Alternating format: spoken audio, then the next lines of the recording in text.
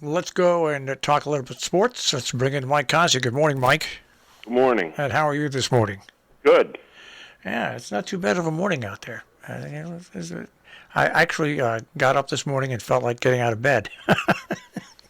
That's a good thing. There's been a lot of mornings over the past year where I felt like just going and hiding under the bed, but above the bed I am right now. All right.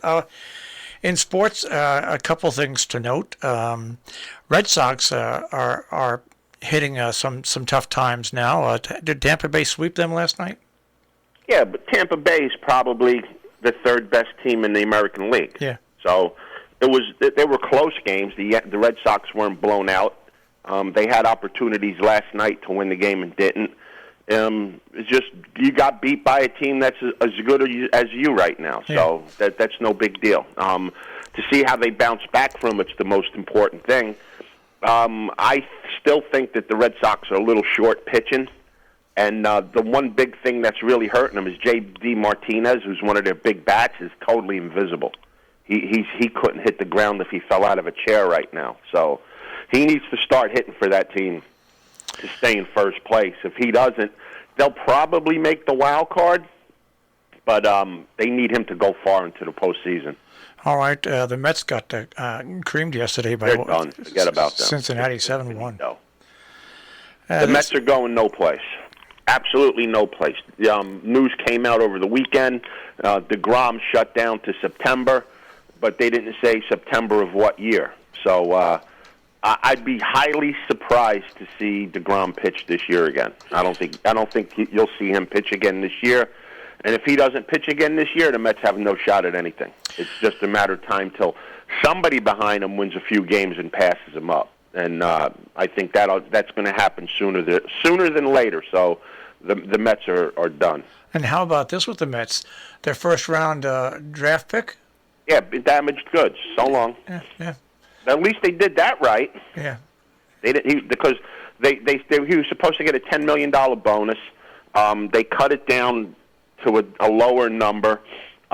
He failed his examinations, and Scott Boras is crying like a baby about it because old Scotty boy's losing a lot of money.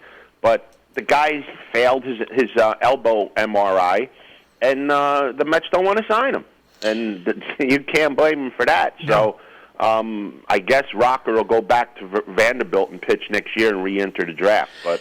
That's a good move by the Mets. Well, and the reason I mention it is it's a bad luck that they drafted him 10th and it turned out this way, but they actually made a smart move. Yes, they lost their 10th pick this year, but they didn't add on. Now they can pay Bobby Bonilla his final couple of years of his contract. They get an extra pick next year. They get the 11th pick in the first round because this one's got returned. So they'll get whatever draft pick they get this year of where they finish, plus the 11th round pick next year. So they really don't lose anything. No, but you don't hear this very much when top draft picks aren't signed. So then it happens a lot. It does. I mean, Rocker was a first round pick out of high school. He didn't want to sign. He wanted to go to Vanderbilt.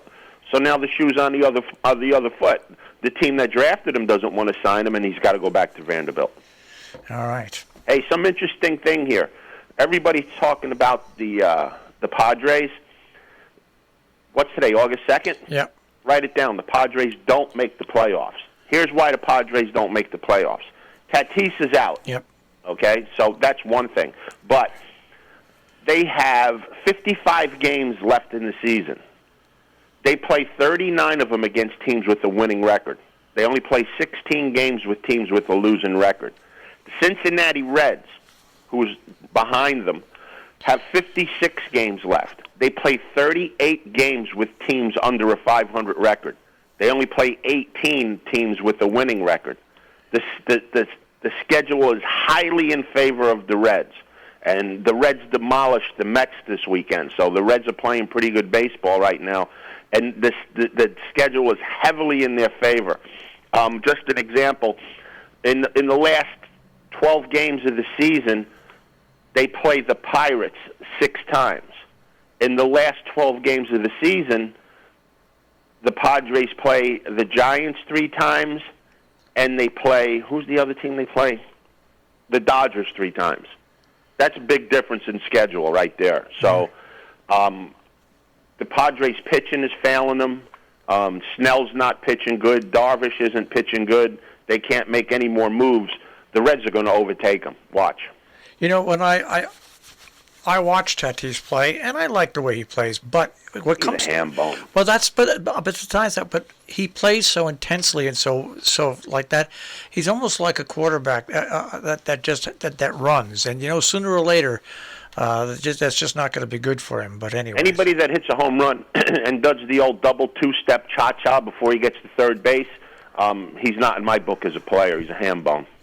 All right, and the Yankees swept the Marlins. No big news there. Not a Marlins stink. Yeah, they're tough. All right, now how? Hey, the women's soccer team's done. See you later. Start crying again. They're out. Start crying. Here comes the excuses. Start spreading the news. How'd the racing go this weekend? Fantastic. Couldn't be any better. Our pick in the Vanderbilt, Lexingtonian, won. You ready? Hold on to your seat, Marshall. Okay. Paid $70 to win. Wow. The exacta came back $363 for $2. The try came back $1,050. So that was the first one. In the second leg, Essential Quality won. If the 4-horse, keep in mind who we used, won, we would be in the Bahamas today.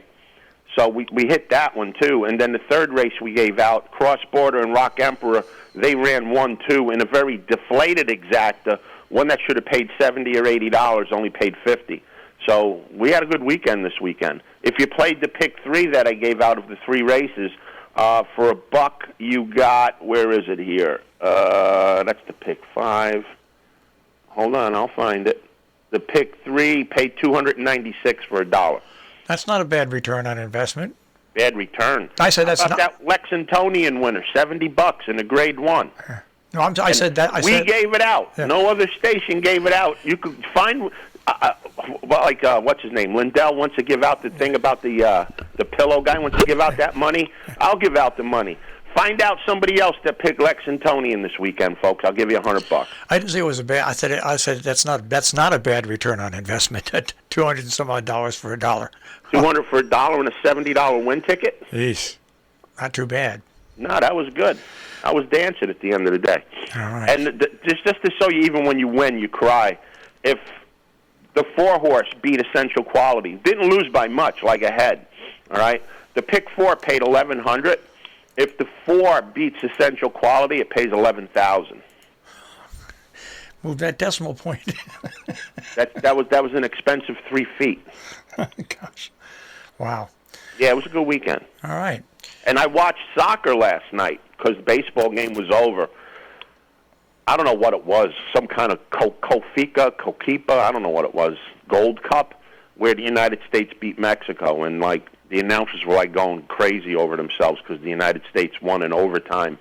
Apparently, the United States team was very young, playing an experienced Mexico team, and they beat them.